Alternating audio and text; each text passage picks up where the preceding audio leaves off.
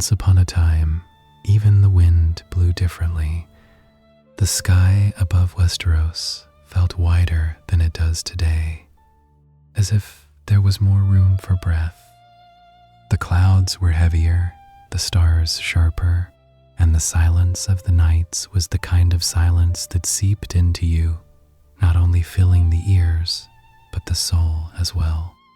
In that age, people gathered around the fire, lowered their cups of wine slowly, and told one another stories. True stories, the ones kneaded with blood, honor, and loss. And in those stories, there was always one name, Baelor. To speak it was enough. Imagination would do the rest. Because Baelor Targaryen was not merely a man, he was the essence of an era when the Seven Kingdoms were still trying to find peace within themselves, when dragons still drifted across the sky, when knights lived not only in tales, but in real fields, on real battlegrounds. That age is gone now. But Baelor's story remains, because some names do not die. Some names are carved into stone, woven into songs, whispered at children's bedsides, passed down from one generation to the next, because people do not forget the things they believe to be true. And Baelor was true. Now close your eyes. No, not yet. First, listen. Do you hear the sea wind coming from the west? That wind carried from Westeros's rocky coasts, from salt waters, from ancient harbors. In the south, the sandy breath that bears Dorne's desert heat, and in the north, the freezing silence that comes from beyond the wall. All these lands, all these people, all these conflicts, and at the center of it all, a young man with black hair, black eyes, and the legacy of a dragon upon his shoulders, Baelor Targaryen. They called him Breakspear, but even that name would fall short, because Baelor was something beyond names. He was an ideal, and ideals live far longer than people do. So who is this Baelor Targaryen?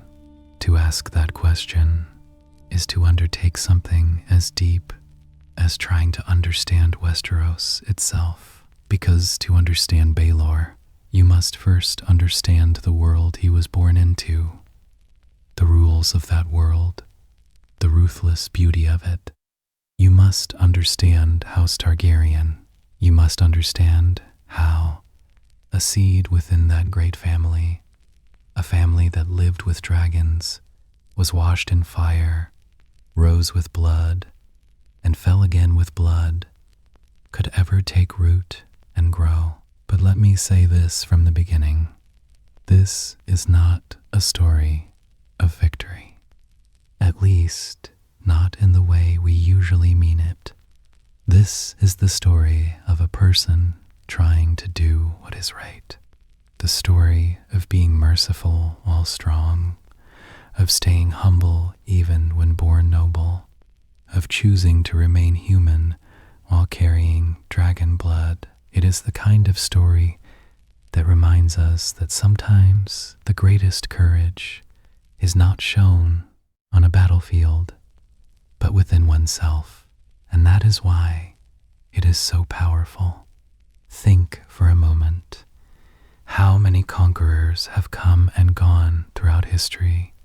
How many kings, how many commanders, how many mighty names were defeated by time? Yet some remained.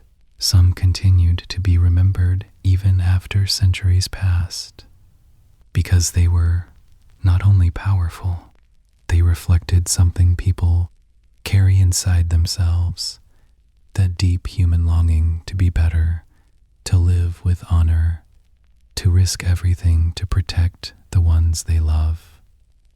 That was Baelor. He was a light in Westeros's dark ages, trembling, fragile, yet impossible to extinguish. Now feel the wind again. Notice that faint breeze as it passes, as if it were brushing your hair. Imagine yourself sitting at the edge of a fire, the middle of the night, a sky filled with countless stars, and far away, very far away, the deep hum of dragon wings. Listen closely, because tonight we will tell the story of Baelor Targaryen, and this story will carry you far away from tonight. It will take you to the misty mornings of Westeros, to the noisy streets of King's Landing, to the squares where great tourneys churn the air into dust and smoke, to the sound of a lone knight's footsteps walking through a dark night. Be ready, because when some stories begin, you can never be quite the same again. This is how the story of Baelor Targaryen begins, with a name whispered in the wind, repeated around the fire, not forgotten beneath the stars. And tonight, that name is yours. Listen, everything began with fire. When you leaf through the oldest pages of history, you will always find the same thing beneath the name Targaryen: fire, dragon, and an island, Valyria. That magnificent civilization, the one that, in the end, overcame itself and destroyed itself. Think of Valyria. It was the greatest empire the world had ever seen. Its stone roads reached the seas. The shadows of its towers could blanket even mountains. And dragons, yes, dragons, were the masters of the sky there. Not merely animals, instruments of rising to the throne, of conquering lands, of turning enemies into ash. In Valyria, there were many noble families, but the Targaryens were different. They could speak with dragons. They could feel them, as if the fire inside those creatures also flowed through Targaryen blood. That is why they were called Dragon Lords. That is why they stood apart from the rest, with their silver gold hair and violet eyes, as if the gods had cast them from a different mold, as if this family were a bridge linking the world ordinary people lived in to something beyond it. But Valyria fell. Prophecy, curse, or the inevitable cycle of history? No one truly knows, but the Targaryens knew. At least one branch of them did.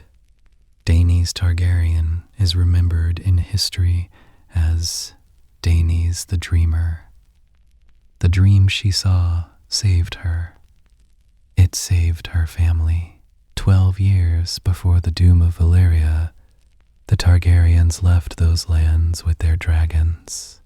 They took refuge at Dragonstone, a small, seemingly insignificant island, and at Dragonstone's castle. And Valyria burned. The continent split. The seas swelled and swallowed the land. The sky turned to ash. Historians call it the doom of Valyria, or the curse of fate. But for the Targaryens, it was a beginning, because now they were the only family left who could send dragons into the sky. And where there are dragons, there is power. About 100 years later, Aegon Targaryen crossed to the continent of Westeros with 3 dragons: Baryanan, Vhagar, Meraxes. Remember those 3 names, because they remade Westeros. Aegon and his 2 sisters brought 6 of the 7 kingdoms to their knees with fire. Castles thought unconquerable fell. Kings thought unconquerable surrendered. And Aegon sat the Iron Throne. The Iron Throne, that strange, ugly, painful seat forged from the swords of his defeated enemies. As if power could never live alongside comfort, as if sitting the throne had to mean carrying pain always, at every moment. After Aegon, the Targaryens continued to rule Westeros. Generations passed. Some rulers were wise, some were savage, and some were lost somewhere in between. But Targaryen blood kept flowing. Silver gold hair was carried from one generation to the next. Violet eyes opened and closed, opened and closed. And there were dragons. There always were, until there weren't, because in Westeros, everything is cyclical. Rise and fall, power and helplessness, fire and ash. Dragons, too, were claimed by that cycle. Over time, their numbers dwindled. They grew smaller, they grew weaker, and in the end, the Targaryens lost their dragons. The sky emptied. Those great, those magnificent creatures were gone. Only bones remained, enormous fossils hidden in the cellars of the Red Keep. And one question remained. Who is a Targaryen without dragons? This is exactly where Baelor was born, right at the heart of that question. In a time when dragons were gone, but the name Targaryen still carried a deep, undeniable weight. In the shadow of the dynasty's splendor, in an age when bringing that splendor back seemed impossible, Westeros had changed. The 7 kingdoms had taken on a different shape than before. Great lords were strong within their own lands. Lesser lords were simply trying to survive. And the people, the real people, the ones who worked the fields, shivered in the cold, and paid for wars in blood, were, as always, trapped in the middle. Baelor opened his eyes to this world, and those eyes were black, open with a different kind of sight, ready to see what others never saw, different from his father's eyes, different from the eyes of other members of the dynasty, because there was something in Baelor's gaze. Historians have described it in different ways. Some say mercy, some say curiosity, and some use a more striking word, humanity. In a body that carried dragon blood, a heart that was completely, unmistakably human. Baelor's mother used to whisper something to him when he was a child. At least, that's how the story is told. Power will change you, she would say, but you decide how it changes you. Those words must have fallen into Baelor like a seed, because throughout his life, we will watch that seed grow, sometimes in harsh soil, sometimes in the heart of a storm, but always growing, always taking root.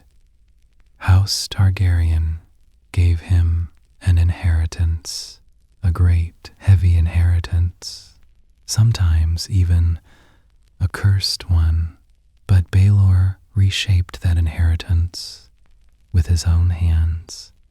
And that is why his story is not merely the story of a dynasty.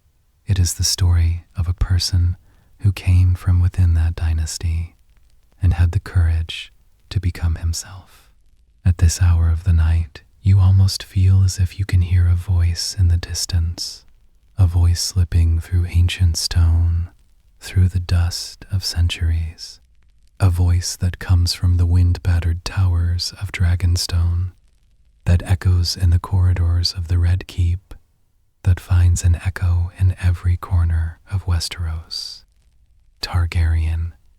That name carries weight, a legacy, a burden, and sometimes, in the rarest moments, a hope. Baelor Targaryen was the sound of that hope. And now it is time to tell how he grew, how he took shape, how he became Baelor.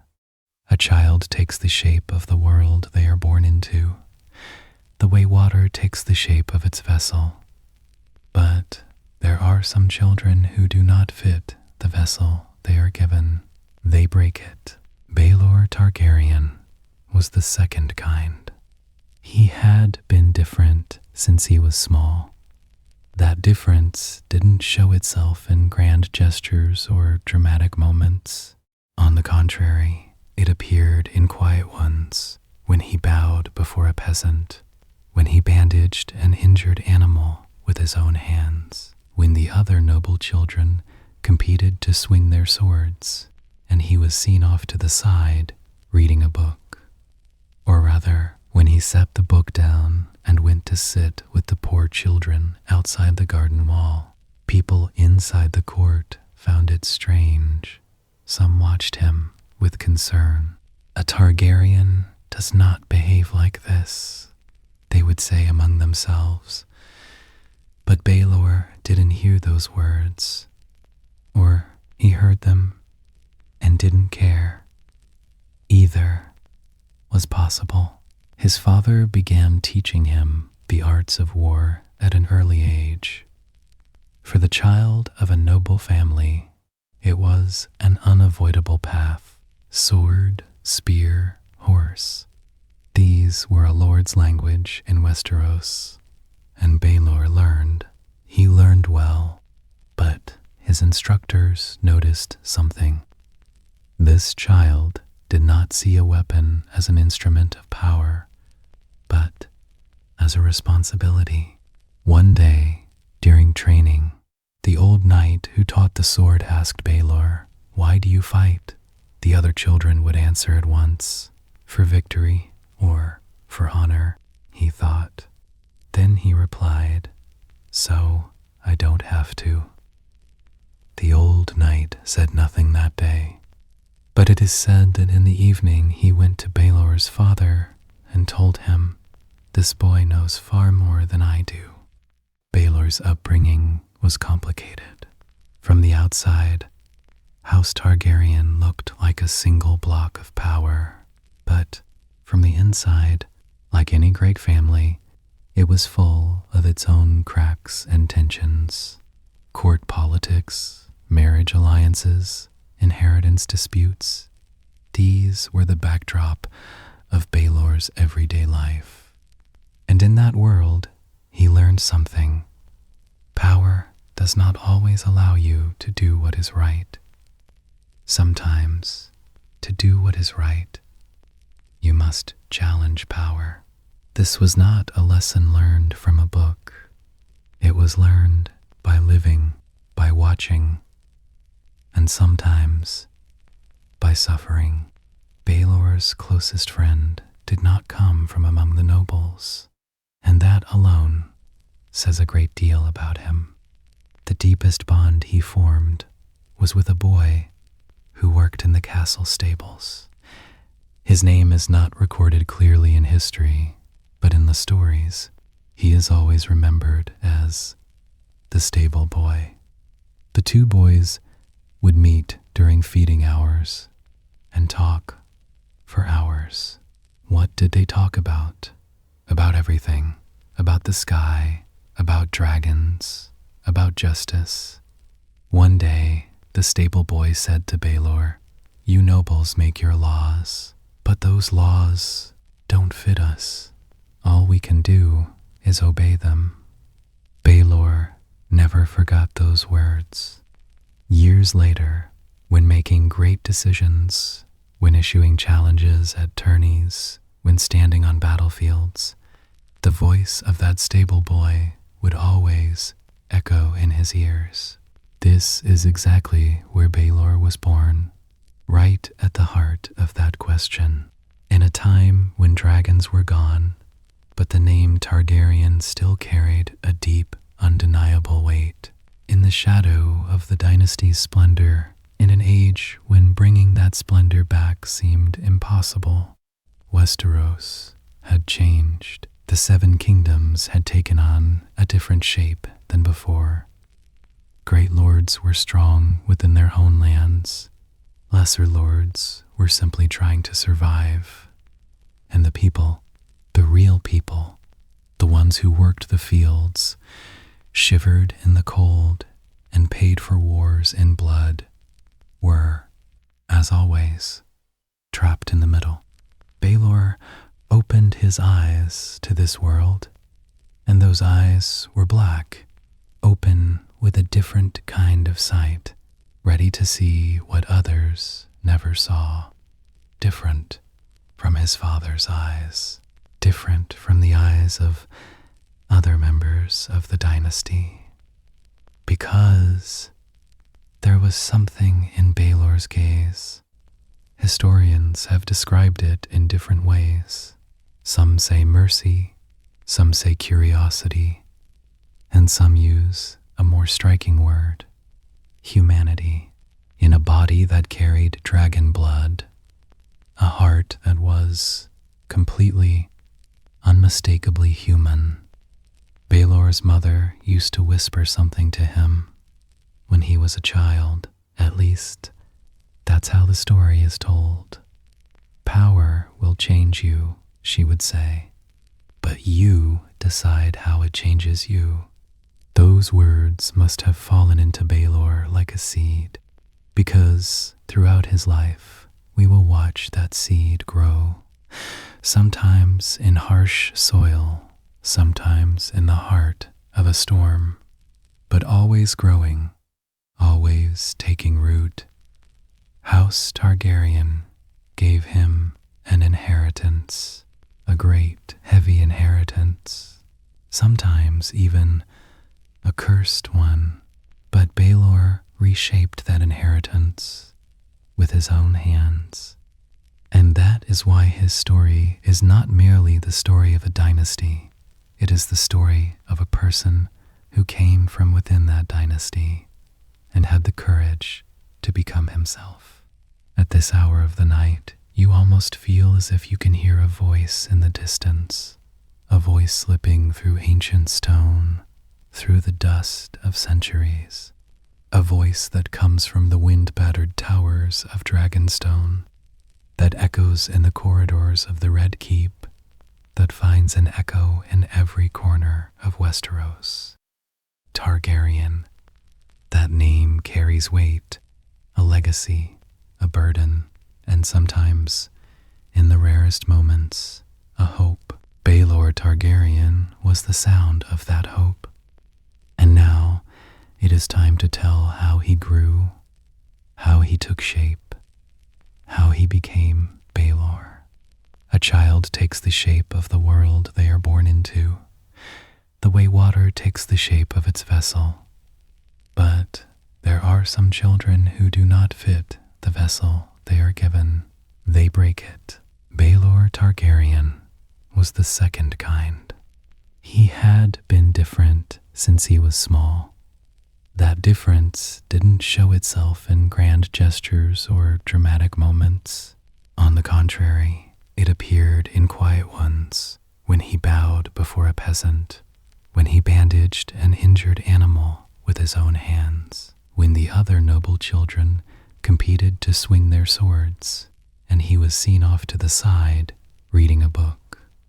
Or rather, when he set the book down and went to sit with the poor children outside the garden wall. People inside the court found it strange. Some watched him with concern. A Targaryen does not behave like this, they would say among themselves. But Baelor didn't hear those words, or he heard them and didn't care. Either was possible. His father began teaching him the arts of war at an early age. For the child of a noble family, it was an unavoidable path. Sword, spear, horse. These were a lord's language in Westeros, and Baelor learned. He learned well, but his instructors noticed something. This child did not see a weapon as an instrument of power, but as a responsibility. One day, during training, the old knight who taught the sword asked Baelor, "Why do you fight?" The other children would answer at once, "For victory," or "For honor," he thought. Then he replied, "So I don't have to." The old knight said nothing that day, but it is said that in the evening he went to Baelor's father and told him, "This boy knows far more than I do." Baelor's upbringing was complicated. From the outside, House Targaryen looked like a single block of power, but from the inside, like any great family, it was full of its own cracks and tensions. Court politics, marriage alliances, inheritance disputes. These were the backdrop of Baelor's everyday life. And in that world, he learned something. Power does not always allow you to do what is right. Sometimes, to do what is right, you must challenge power. This was not a lesson learned from a book. It was learned by living, by watching, and sometimes by suffering. Baelor's closest friend did not come from among the nobles, and that alone says a great deal about him. The deepest bond he formed was with a boy who worked in the castle stables. His name is not recorded clearly in history, but in the stories, he is always remembered as the stable boy. The two boys would meet during feeding hours and talk for hours. What did they talk about? About everything. About the sky, about dragons, about justice. One day, the stable boy said to Baelor, "You nobles make your laws, but those laws don't fit us. All we can do is obey them." Baelor never forgot those words. Years later, when making great decisions, when issuing challenges at tourneys, when standing on battlefields, the voice of that stable boy would always echo in his ears. For a time in his youth, Baelor traveled through the different regions of the 7 kingdoms. It was a rare experience for a noble child. Most received their training within their own lordships, visiting only other great courts. But Baelor wanted more, and he saw more. He saw Dorne's scorching deserts. He saw the North's freezing forests. He saw the riverlands, fertile yet worn down by war. And everywhere he saw people. Not nobles, but ordinary people. He saw their faces, their hands, the weariness in their eyes. That journey changed him. The young man who left the court was not the same young man who returned. The man who came back now knew the true face of Westeros, and that knowledge became both a burden and a fire within him. Baelor was 16 when he stepped into knighthood. On the night the ceremony was held, the stars burned bright. When the sword touched his shoulder, the court's great knight spoke the traditional words to him: protect the weak, uphold justice, live with honor, and die with honor. When Baelor heard those words, he didn't simply bow his head like the others. He truly thought. He drew each word in and let it settle inside him. And that night, after the ceremony, he went out into the garden alone. He took his sword in hand. He looked up at the sky. No one knows what he was thinking.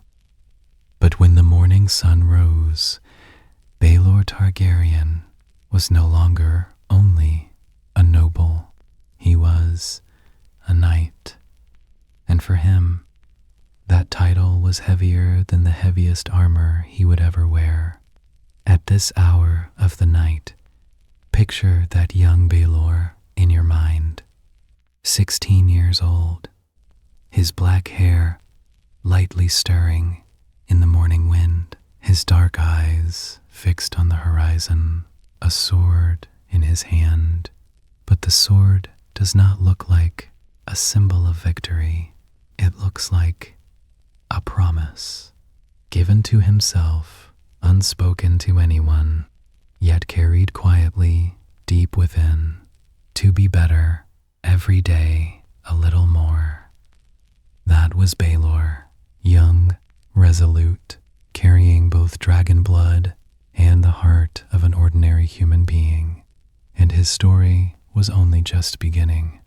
In Westeros, honor was always an expensive luxury. To understand that, you have to breathe in the air of that time. The Seven Kingdoms, as the name suggests, were once 7 separate realms. Aegon Targaryen united them, yes, but uniting did not mean making peace. The great lords were still masters within their own lands.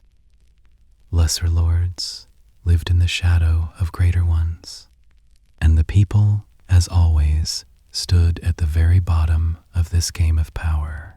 Knighthood was a strange concept in that world. In theory, it was perfect. Protect the weak, uphold justice, live without lies. But in practice, knighthood was often just a tool in the service of the strong. Lords used their knights for their own interests. Tourneys were not a stage for true virtue, but for spectacle and politics. And the word honor was misused so often that, over time, it was emptied out, reduced to a meaningless clatter of sounds. Baelor could see this, and it troubled him. In the first years after he became a knight, Baelor took on duties across various regions of the Seven Kingdoms. These tasks were mostly routine: keeping order in a lord's lands, mediating small border disputes, and, from time to time, dealing with bands of outlaws. But Baelor carried out these routine duties with an uncommonly different eye. On one lord's lands, he noticed that the taxes taken from the peasants had risen beyond the legal limit. Strictly speaking, this was not within his authority to intervene. It was another lord's matter. But Baelor did not stay silent. He visited the lord in person. He spoke politely but firmly. The lord laughed at first. Then, when he saw that unshakable resolve in Baelor's eyes, he hesitated, and he lowered the taxes. It was a small victory, the kind that would never make it into the histories. But in that village, that winter, a few more children went to sleep with full bellies. For Baelor, that was enough. One of the greatest conflicts of the era was the question of the debts that lesser lords owed to greater ones. In Westeros, the financial system functioned in a rough, blunt way. Great lords would lend money to lesser lords and, in return, demand land or soldiers. Over time, that system had become something like slavery. Lesser lords could not repay, took on more debt, and fell into a deeper and deeper pit. Baelor did not have the power to change that system. Not yet. But he knew he could make a difference within the small circle around him. Once, he went to see an old lord who was about to lose his lands because of debt. With his own savings, Baelor paid off part of that debt. He sent no word about it, and he did not want it announced. Years later, when that old lord's grandson told the story, people had trouble believing it, because powerful men did not act that way. But Baelor did not see power as a tool. He saw it as a responsibility, and responsibility is fulfilled even when no one is watching. Over time, Baelor's understanding of knighthood began to affect those around him as well. Young knights looked to him, studied his conduct. Not all of them agreed. Some found him idealistic. "The world doesn't work like that," they would say. "You're chasing a dream." It is said that when Baelor heard these criticisms, he would smile. Maybe, he would say, but without dreams, reality doesn't change. Those words were not well understood at the time. But years later, the generation that came after, Baelor remembered them, and they understood. The political atmosphere of the era was also a force that shaped Baelor. Within House Targaryen, there were tensions, rivalry for the throne, dynastic marriages, struggles for power. These were the realities of the world Baelor grew up in, and Baelor had to face those realities every day. Once at court, during an internal council meeting, an old lord, while discussing the fate of a small village, said, "Those peasants are insignificant. What matters are alliances and lands." Everyone nodded. Baelor, however, rose to his feet.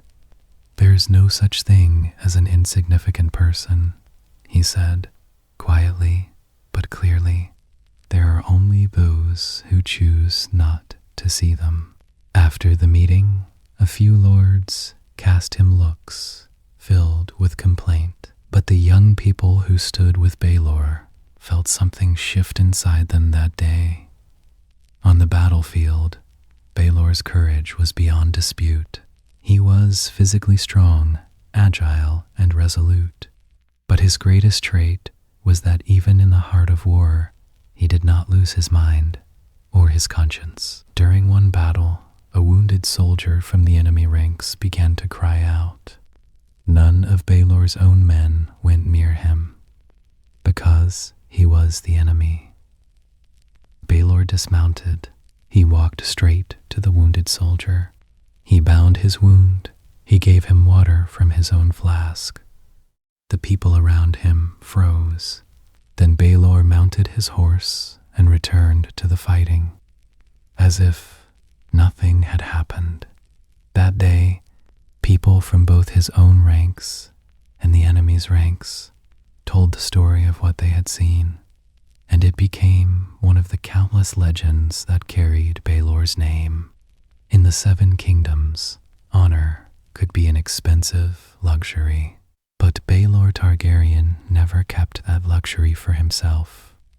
He shared it at every opportunity, in every place, in every small, everyday moment. He shared it, and that is why people remembered him. Not for his great victories, but for his small, unseen, quiet acts of goodness. At this hour of the night, think of those quiet kindnesses, the moments that never make it into history yet change someone's life. Perhaps you too have lived moments like that in your own life. Perhaps they were forgotten, but they existed, and that was enough.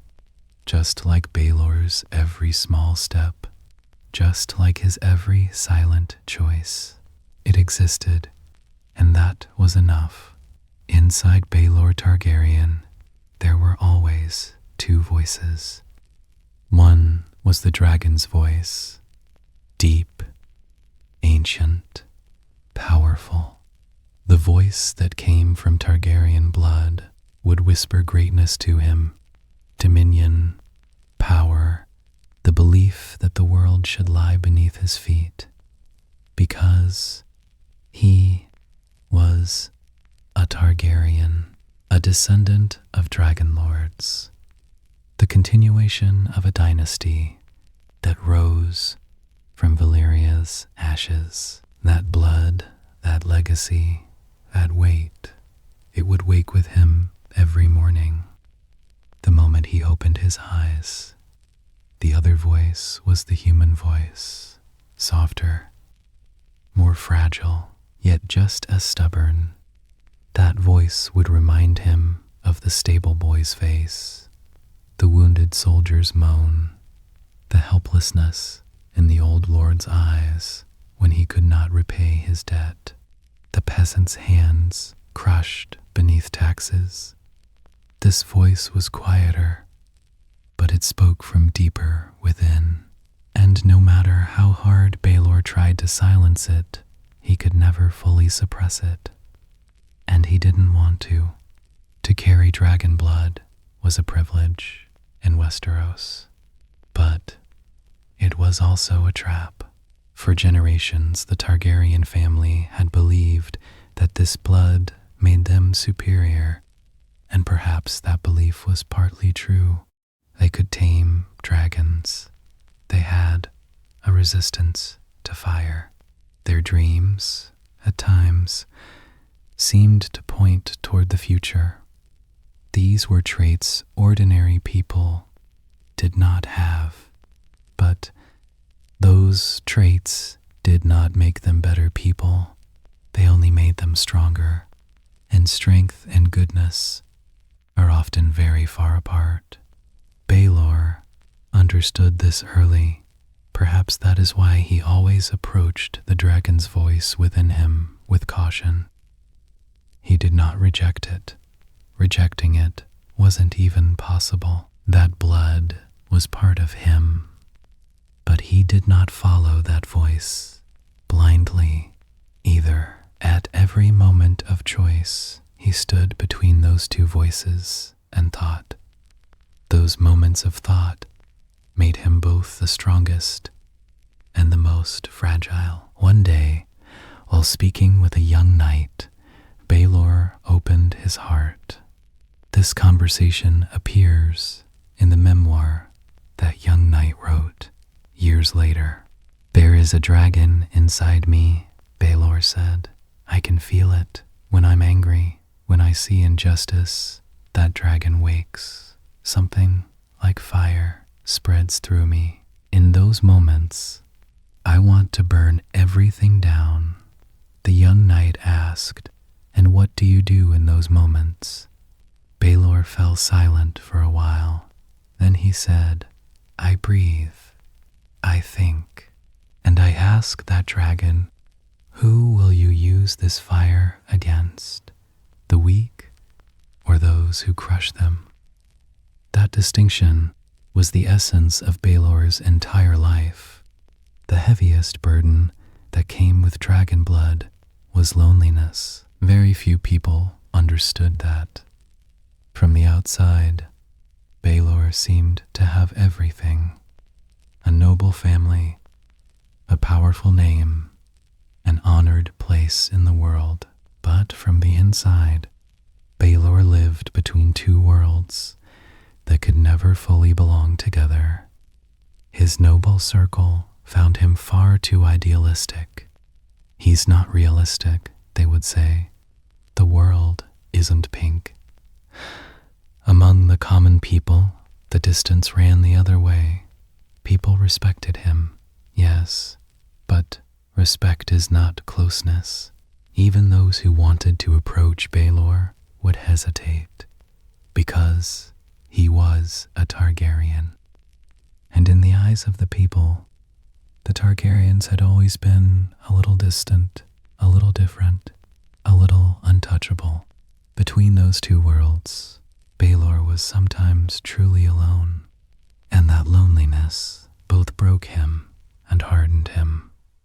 The moments when the contradiction inside him showed most sharply were the nights before battle. When a fight was expected, Baelor could not sleep.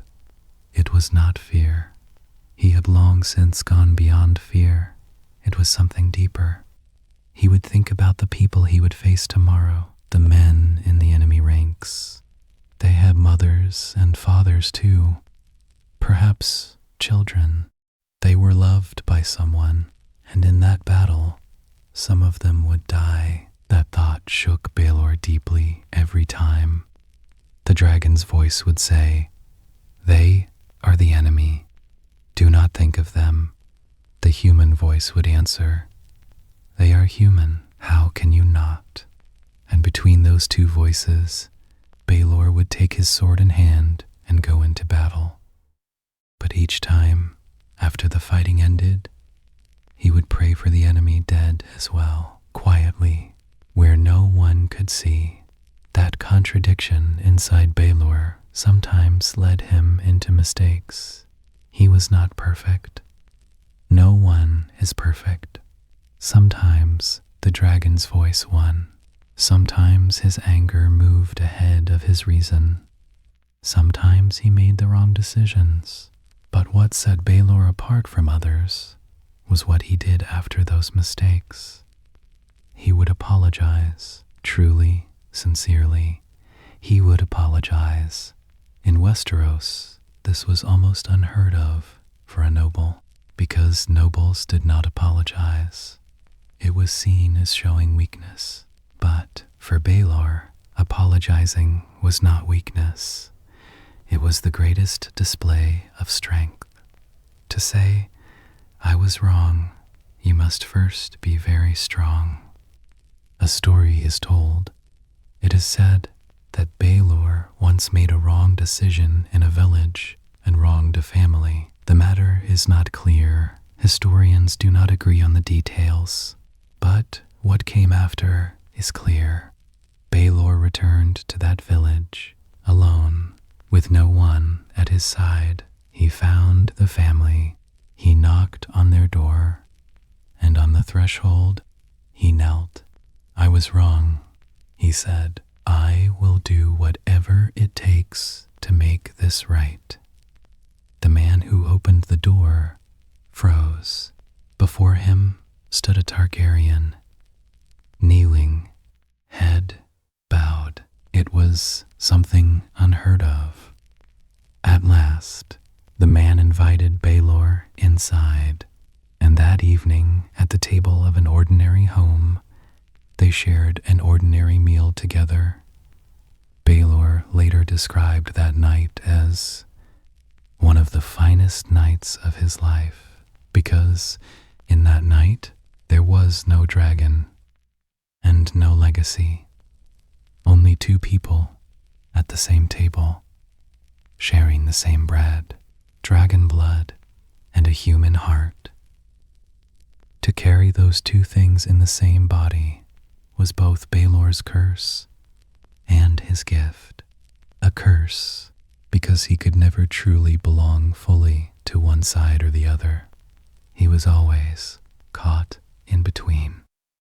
A gift because that in-between place made him both strong and understanding, neither entirely cold nor entirely emotional, neither entirely ruthless nor entirely vulnerable. He stood exactly in the middle of them both, and standing in the middle may be the hardest place of all. At this hour of the night, you may be remembering moments like that in your own life. Moments of being caught between two voices, unsure which one to listen to. Baelor lived those moments too, and still he remained standing. Still he made choices. Still he opened his eyes each morning and kept carrying those two voices, because that is what it means to be human. Contradiction, darkness and light, dragon and human, all of it together in the same body, in the same heart. And Baelor Targaryen never ran from accepting that truth. There are moments that change the course of history, wars, alliances, changes of thrones. These are the turning points everyone knows. they enter the history books, but sometimes a much smaller, much more personal moment can change everything in a person's life. When that moment comes, even the people around them might not notice, but inside that person, everything is different now. There are moments that reveal who a person truly is with complete clarity. Those moments do not usually come on great battlefields. They do not come before thrones, beneath the applause of crowds. They come unexpectedly, on an ordinary day, in an ordinary place, somewhere everyone looks, but very few truly see. For Baelor Targaryen, that moment came at Ashford. Ashford, a quiet but beautiful corner of Westeros, where a great tourney was held, where nobles and common folk gathered together. In those days, no one believed Ashford would be remembered by history, but some places grow through the stories they carry, and Ashford was remembered forever as the place where Baelor Targaryen made his greatest choice. Around that time, a young knight named Dunk was traveling the roads of Westeros. Dunk was ordinary. He was not noble-born. He had not been raised in the service of a great lord, but within him was everything a true knight should carry: honesty, courage, and most of all, the instinct to protect the weak. At his side was a young boy named Egg. Egg was small, but his eyes missed nothing.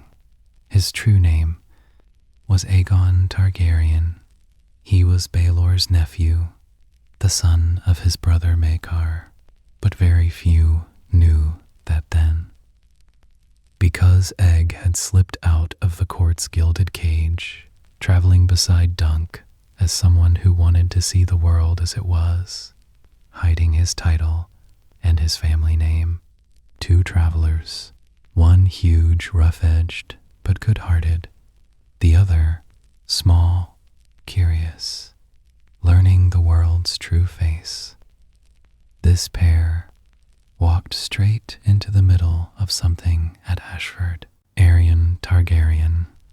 That name came from the same bloodline as Baelor's, but sharing blood does not mean sharing values. Aerion was handsome, strong, a prince. The full power of House Targaryen, all its privilege, sat in his hands, and Aerion was using that power wrongly. He tormented an innocent, someone without family, without protection, without a voice. And Aerion looked around and felt certain no one would interfere, because he was a prince, and princes did not answer to anyone. Dunk stepped in.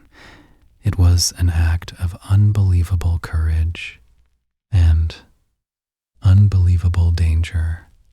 To defy a prince in Westeros could be the same as signing your own death warrant, but Dunk didn't think about that. He didn't have time to.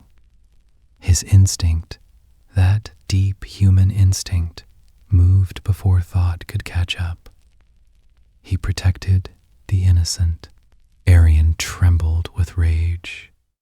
A knight, and worse, an ordinary knight, not even noble-born, daring to stand against him was unacceptable. He used his power, but Dunk did not bow. He demanded a trial by combat. That demand froze Ashford. People looked at one another. A knight was challenging a prince. It broke the unwritten rules everyone knew, because a duel was meant to be fought between equals, and Dunk and Aerion were not equals in any way. But Dunk was in the right. and when a wrong man forces a right man to answer, it is not rules that should speak, it is conscience. Amii, Arian accepted. But this would not be an ordinary duel. He demanded a trial of 7, 7 against 7, a sacred reckoning before the gods, where each side would choose 7 champions, and Dunk did not have 7 men at his side. That night, in the hush of Ashford, something happened. Baelor Targaryen came to Dunk. It sounds like a simple sentence, but the weight it carries is as heavy as mountains. Because Baelor was a Targaryen too. He was Aerian's kin in the eyes of the dynasty. To stand on the opposite side of someone who shared your blood demanded a price, political and personal. But Baelor looked at Dunk. What did he see in this man's eyes? Perhaps he saw honesty. Perhaps he saw someone who truly embodied knighthood, the very thing he had been searching for years. Perhaps he simply felt that he had to stand with what was right. I will stand with you, Baelor said. Nothing more was needed. Baelor's decision cast a deep silence over Ashford. A prince was standing against his own family. A noble Targaryen was taking the side of an ordinary knight. This was courage in its purest form, because it takes courage to fight an enemy on a battlefield, but it takes a different kind of courage to stand against your own circle, your own family, your own position. This is an inner war, and most people lose it. Baelor won. When the trial of 7 began, the sun burned pale above Ashford. Baelor fought. But to call what happened that day a battle would do him an injustice, because what Baelor did was less about fighting and more about standing, a stance, a resolve, the resolve to stand beside the innocent, beside what is right, to the very end, no matter the cost. And that resolve became his final resolve. His brother Maekar's blow came down. In the middle of that chaos, a strike that landed on the wrong man. But the blow was real, and Baelor fell to the ground. Ashford fell silent that day. It was as if even the wind had stopped. The birds went quiet, and slowly people understood what had happened. Baelor Targaryen had chosen to stand beside a knight who stood for an innocent, and that choice cost him his life. But he could not have chosen differently, because he was Baelor. Dunk dropped to his knees beside him. His eyes filled. This man didn't even truly know him. He didn't have to save him, but he had put everything on the line simply because it was right. Egg was there too, Baelor's nephew, Maekar's youngest son. Still so young, still so innocent, but what he saw that day sank into him. His uncle's final choice carved itself into Egg's heart. And later, years later, when Egg had grown, when he took the throne under the name Aegon, people would say he was a just and merciful king. Perhaps Baelor's legacy lived most of all within him.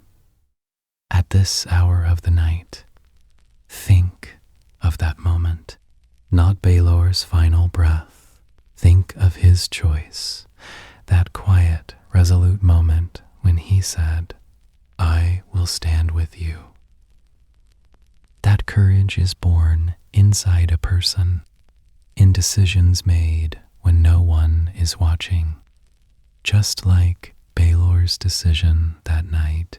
Baelor Targaryen is no longer here, but somewhere his name is a sound carried by the wind, something whispered in the night silence beneath the stars. Maybe you can hear it now. Maybe you can feel it. Let yourself drift with that sound. Think of the sky above Westeros, wide, deep, filled with stars. The wind is moving slowly, passing over you as if it were brushing your hair. Far away, a fire is burning, small, warm, safe, and you are sitting there, listening.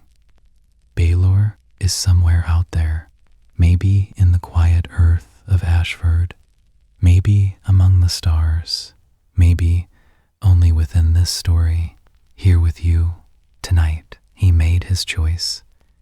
He stood beside what was right, and he was gone, but what he left behind remained.